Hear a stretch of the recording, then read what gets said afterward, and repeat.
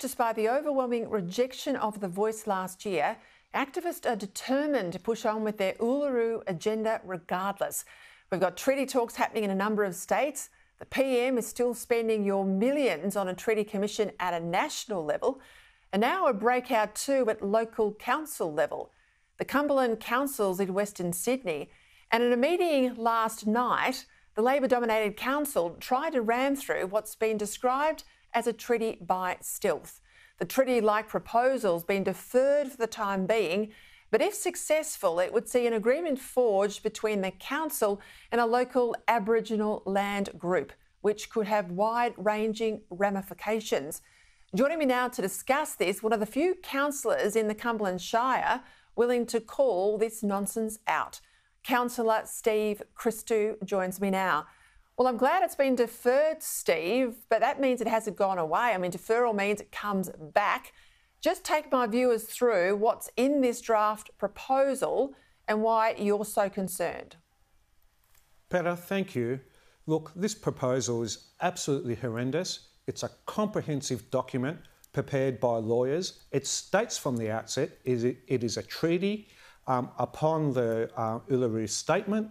It goes on to say that we acknowledge as a council that the land we're on was never ceded and never handed over to us, and we're on stolen land.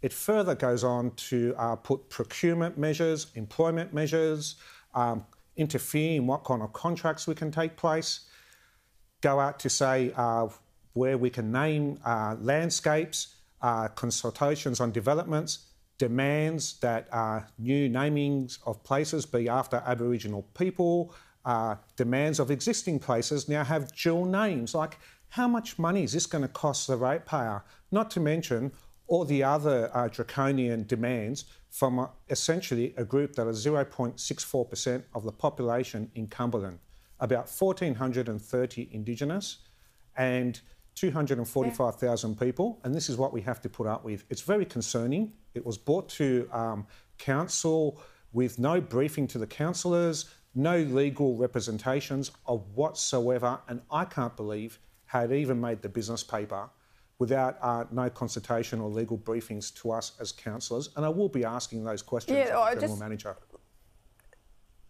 Thank you, Steve. I want to pick up that point though. I mean, were you blindsided by it? Is that what you're saying? You didn't know that this was even on the cards?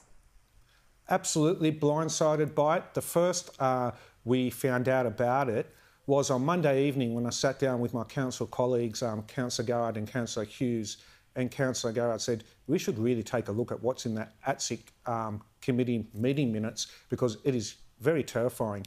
And the more we got into it as a group, the more horrified we were, because once we're reading and trying to comprehend these demands, you know, the language around the room is not fit for purpose tonight, but it was like basically around the concept of how the hell did this even make the business paper? How can an ATSIC committee enter into this agreement and then want us to tick and flick and give the authority to the General Manager to finalise a deal? You are, of course, elected. Your General Manager, you know, the Council CEO is not. Your local council area, they voted 64% no. They were against the voice at last year's referendum. What do you think your ratepayers would think of this? Our ratepayers are absolutely disgusted. I've been inundated with calls today from people saying, well done for standing up against this. We voted no. We're more concerned on how we're going to pay the mortgage, the rent, the bills, and put food on the table to feed the children. We want upgrades to roads, upgrades of footpaths, upgrades to libraries and public parks, not this kind of garbage trying to force feed us what we ideologies down our throats. That's what the ratepayers are saying. The ratepayers are disgusted.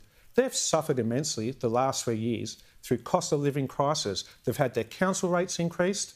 They've had photocopying fees to students increase, council-owned asset price increases increased, building application fees for mums and dads trying to build their first family home have doubled.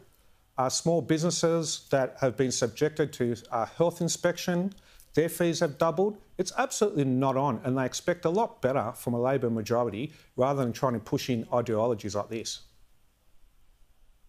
Steve, stay in touch. I want to come back to this and see what happens from here on in. As I said, I know it's deferred. It hasn't gone away, but good on you for standing up for your ratepayers. Steve Christou there from the Cumberland Shire Council in Sydney.